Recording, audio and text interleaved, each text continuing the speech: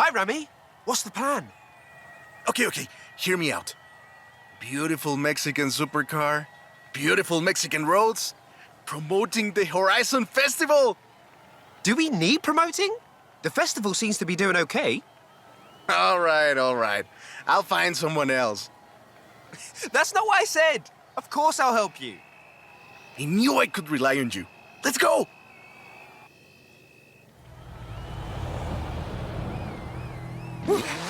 Let's get moving. Get some speed, then turn into the countryside. Really see what this car can do.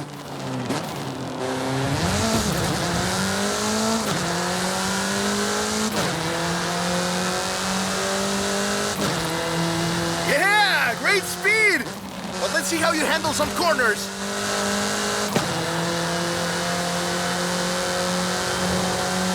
You want to tell me about the car, don't you? I thought you'd never ask! So, VUL is an abbreviation. It stands for Vehicles of Ultra Lightweight and High Performance. It was started by two brothers, Guillermo and Iker Echeverria. The VUL 05 is a track-focused supercar, designed and produced in Mexico, but tested and optimized in the UK. I even think I saw one at the festival when I was over there. We're driving the pre-production version of the VUL 05RR, the even more track-focused version. Somehow, the designers reduced the weight by 65 kilos and increased the power to nearly 400 bhp. Then they lowered the engine by 50 millimeters to drop the center of gravity and improve cornering. Impressive. They're pretty serious about the ultra-light part. The 05RR even has an option for titanium bolts, saving another 4.5 kilos. What's the RR stand for? Road and Racing. The car was designed for an enhanced track experience, but remains road legal.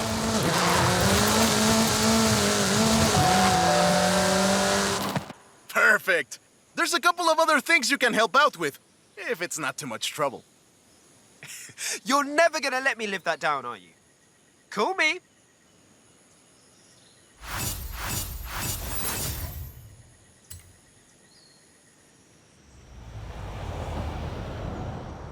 I just got my hands on a piece of Mexican racing history. Wanna see? Of course! I'm on my way. Let me guess. Today's episode of Mexican Automotive History with Ramiro is about the Baja 1000. You are very perceptive, my friend. This dune buggy was the first car to race here. Let's take it for a spin.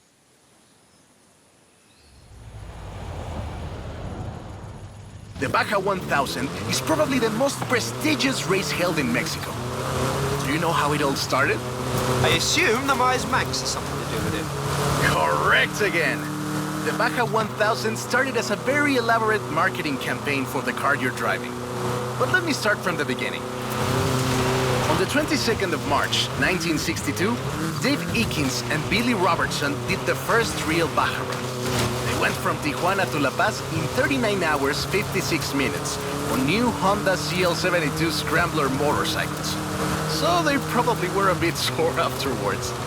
They got a lot of media coverage though. A year later, Myers started to work on a prototype buggy he called Old Red in his garage in Newport Beach. It was based on the VW Beetle, and it paved the way for what we know as buggies. Cars that are built for off-roading using the Beetle as a donor chassis.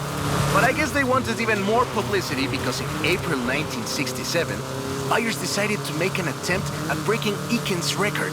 And it worked! Myers did it in 34 hours and 45 minutes, beating Eakins for more than 5 hours. The rivalry was known as Buggy beats Bike in Baja. Sounds like something you did back in the UK, doesn't it?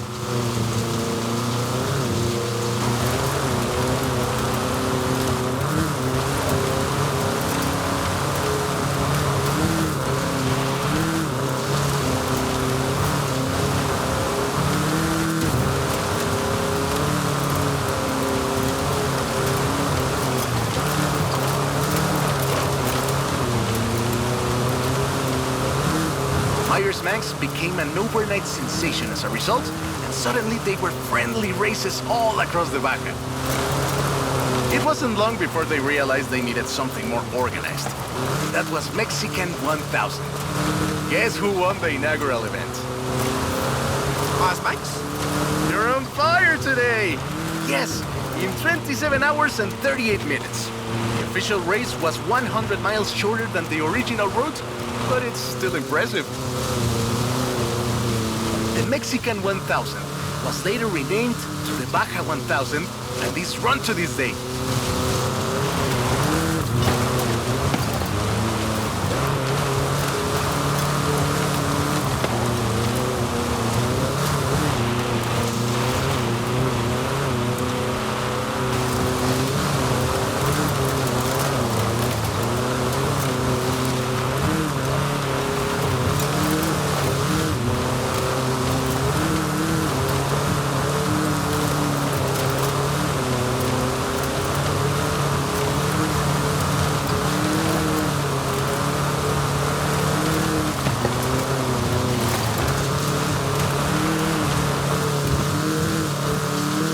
Didn't do the full route, but at this rate you would have had a shot at the original record.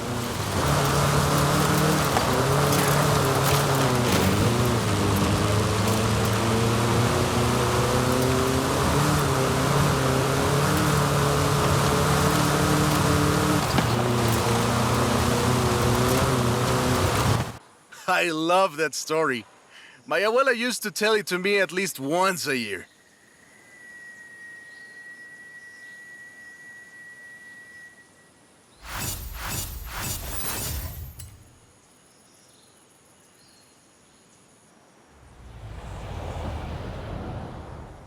I've got bugs everywhere! Come help! Okay. I'll be right there. Oh, right. I get it now. Right, so the Vocho has a real place in every Mexican petrolhead's heart. And I thought, what better way to celebrate than with a little race? I can't fault that logic. Who are the other racers? It's this new street racing crew that's been hanging around. I think they're here to see what you can do. Let's show them.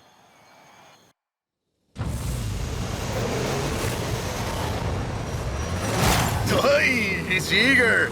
But this isn't really a street race. There's no checkpoints, just the finish line. So keep to the route and get there first.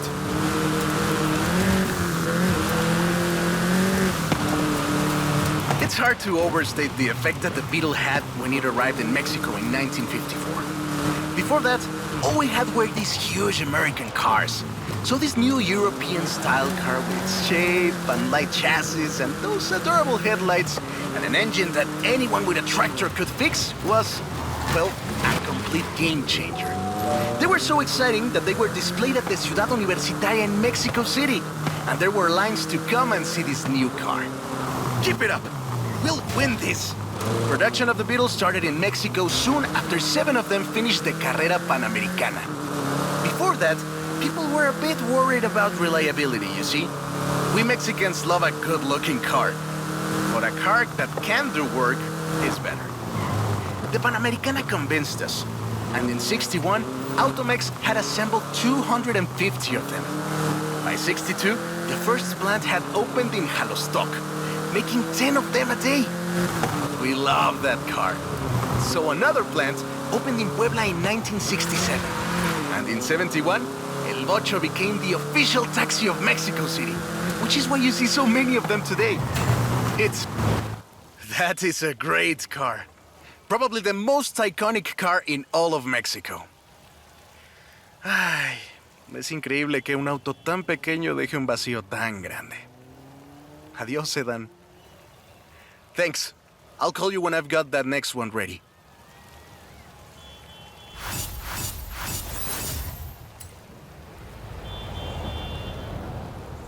I have a brilliant idea. Another one. What happened to the previous idea? This one is better. Meet me in town. I have 2 cars here. A first-generation Volkswagen and a 7th-generation Volkswagen Golf. Made in Mexico for almost half a century. Sadly, they stopped building them in 2021. But we can still race them. What do you say? To make it fair, I will give you a chance to make an informed choice. Let's go for a test drive. And I've got lots to tell you about Volkswagen Mexico.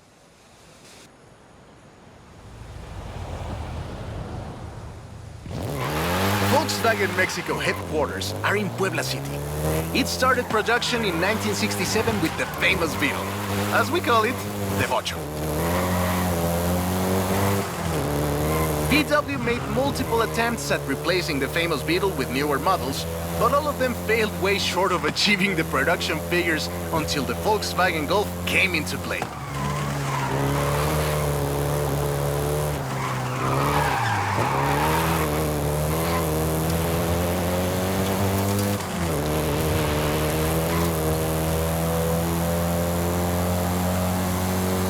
The first generation was released in Mexico as the Volkswagen Caribe and had quite a few variations, including the Golf GTI you're driving right now.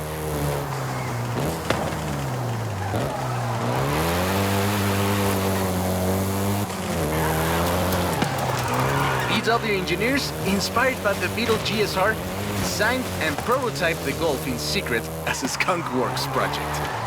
Little did they know that the Golf GTI would become the hot hatch.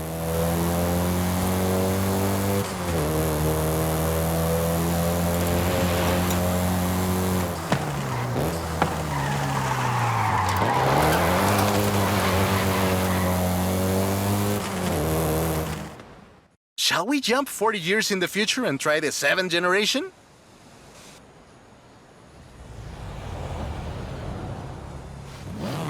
The 7th generation of the Golf first appeared in 2012. This version is the Volkswagen Golf R, R meaning race.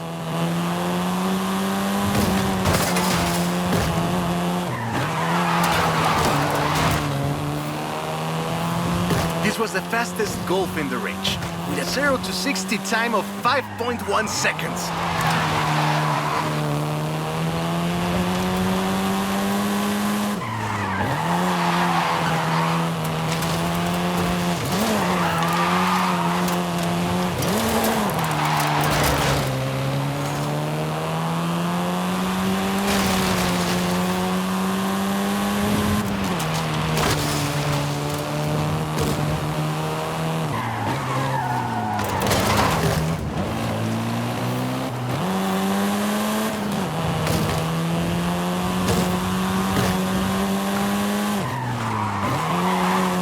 Volkswagen Mexico produced all 7 generations of the Golf, totaling more than 2 million units over 44 years. In fact, a lot of Golfs you find in the US were built here.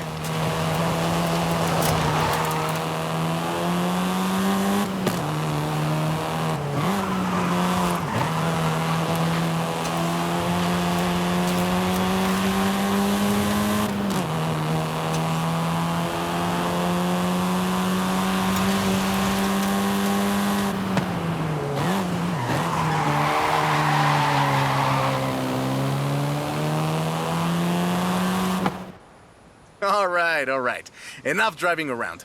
Let's go head to head, after you've had a chance to rest.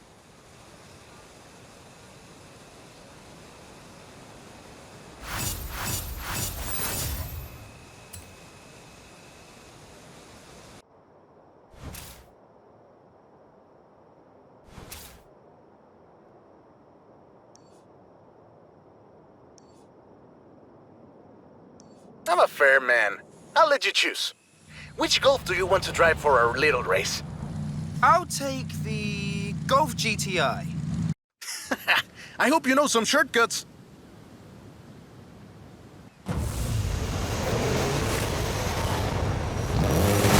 See you at the finish line. Don't make me wait for too long.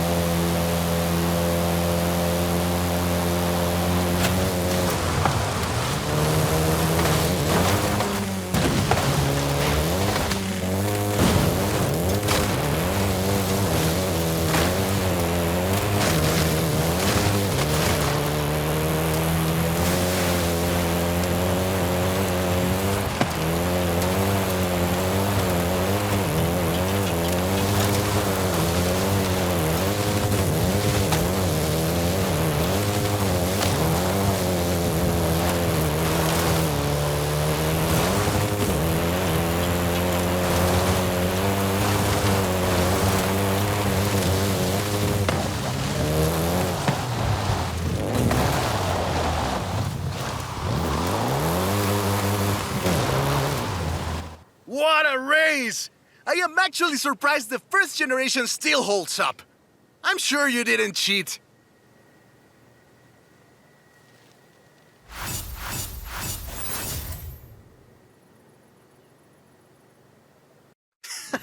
I hope you know some shortcuts.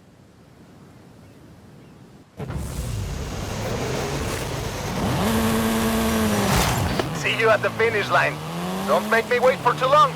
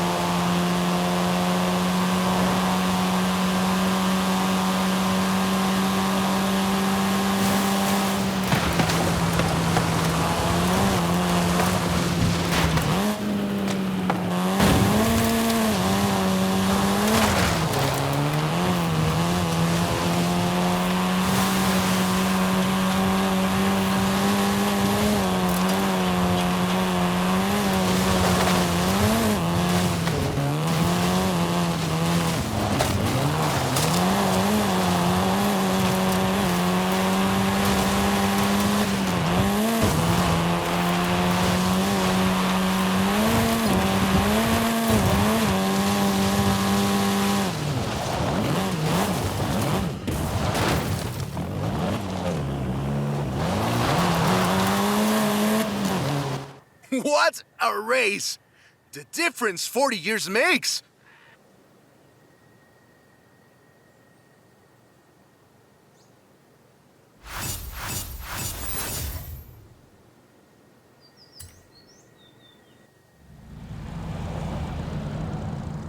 I have a story to tell you, my friend, about the old wolf in the swamp.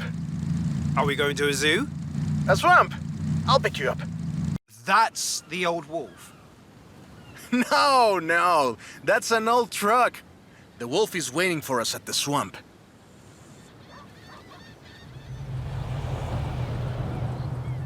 Haley asked us to clear some debris, and I've got just the car.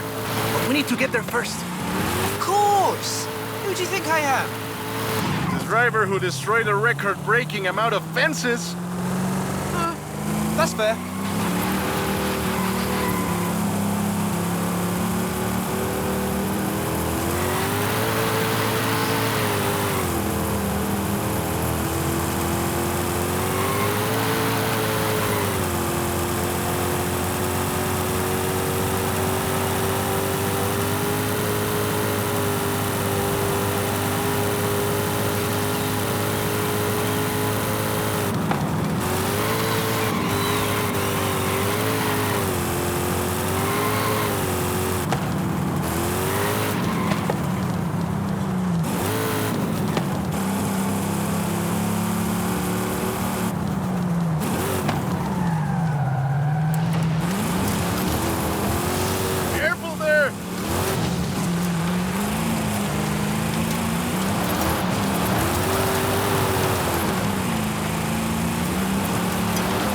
See? Got it here in one piece. And gave me a few heart attacks. This car is too old for this kind of driving! And now, let me introduce you to the fourth Lobo. This car is more your style.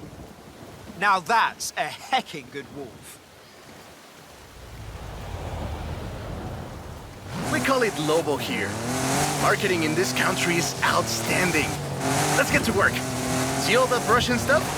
Clear it out. What? No! It's not just an excuse to throw the Lobo around. It is just an excuse to throw the Lobo around. In the 90s, Ford decided that they needed to rebrand the F-150 for the Mexican market. And the name Lobo just has a real ring to it. They started using the badge in 1997, and the rest is history. The Ford Lobo quickly became one of the most popular vehicles in the country. Lobo is still used for the modern Rangers like the one based on the F-150 Raptor you're driving. But we don't just call it Lobo. No, no. We call it Lobo Raptor. So it's the same car? Now, there are loads of differences, like a dog and a wolf. Lobo only comes in XLT and with higher trim levels. The base version is still sold in Mexico as the F-150, but the Lobo is the elite F-150.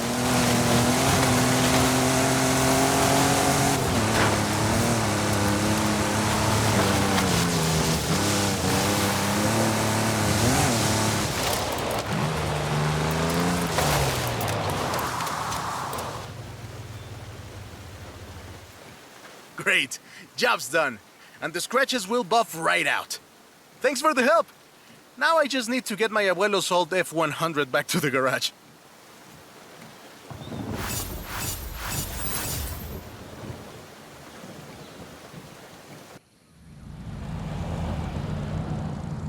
I've got 1,400 horses and I need you to help with them.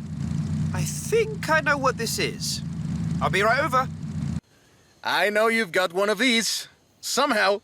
So you know a little bit about what you're in for. Let's go!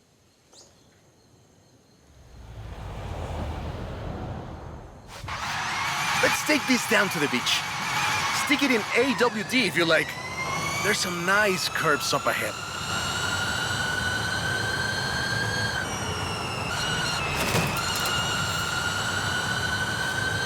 Calm down.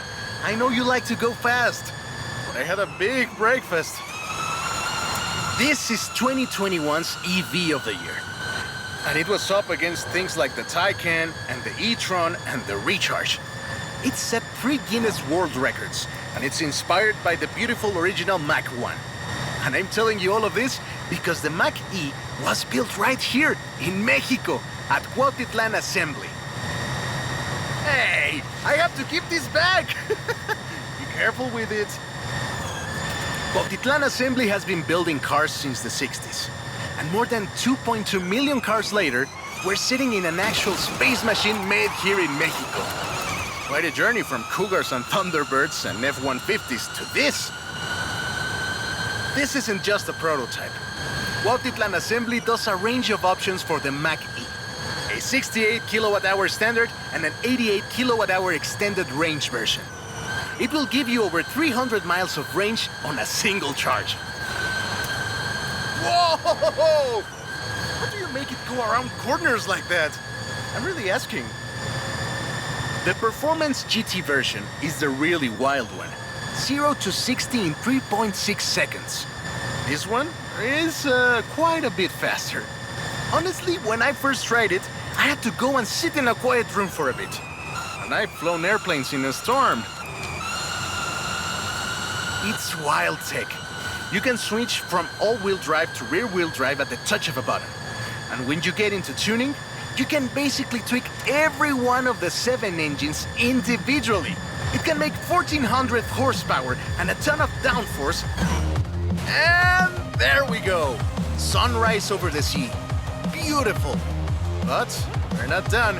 There's one more thing to look at. I'll let you know as soon as I have, found it.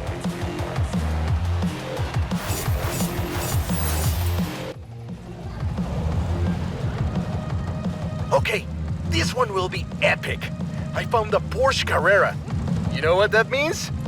Racing? And what do you mean, found? In a barn, of course. And of course it's racing. Come meet me at Guanajuato.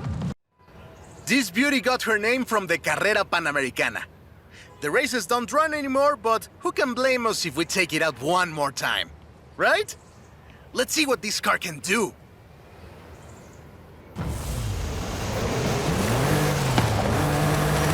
There's Jamin. Guess he wanted one last race. Let's do this!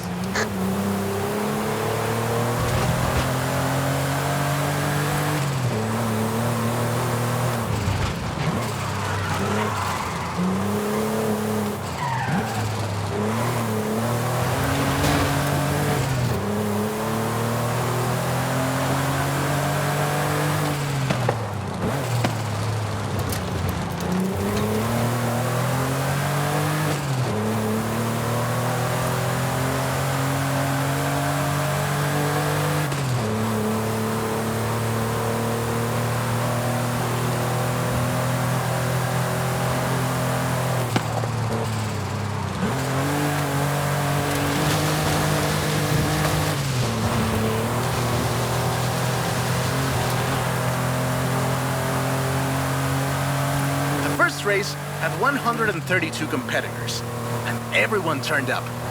Amateurs to F1 drivers, men, women, professionals, anyone who had a car. Do you know anyone who participated? Aleja thinks Papa Fernando did, but she thinks Papa Fernando did everything. I know we used to go to the races with my grandfather. Ah, qué buenos recuerdos. There was no speed limit before 2012, and you'd see cars doing 180 miles per hour. Not that I know anything about that. 2,178 miles of the Panamericana highway run through Mexico. The race itself had 9 stages and lasted 5 days. But the sheer distance wasn't the only challenge. Constant changes in the elevation from sea level to 3 kilometers up.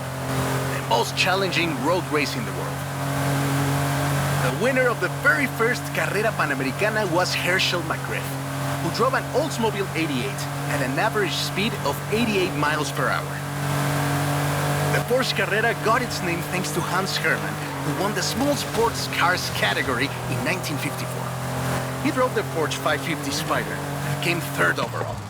He was sick before the race, and his tires came off at the start. He really pulled through against the odds. Porsche had 6 cars competing in 1954, and all of them made it through the end. A lot of others didn't, let me tell you.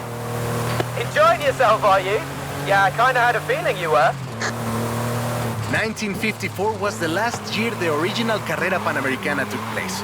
But it gave us the most famous Porsche model, the Carrera you're driving right now. The Carrera RS 2.7 was the first production street racing 911. It was built on the 911S 2.4, the fastest Porsche you could buy at the time, and a popular choice in the later Carrera Panamericana races.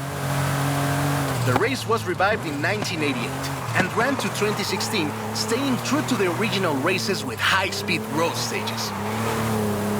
The routes for the race were carefully selected every year by planning committee and local government to ensure they were race-worthy and that they can be closed up for 2 hours. You could almost say they've been preparing for the festival. This is Jamin's exit. It's been fun, my friend. Take care. Looking forward to seeing what you can do out there. Have fun now, yeah? Great race. Almost like we did a little Panamericana with a friend. Anyways, hope you had fun with this little stroll through cars hechos en Mexico. It was great! And let me know if you, find any other cars like that.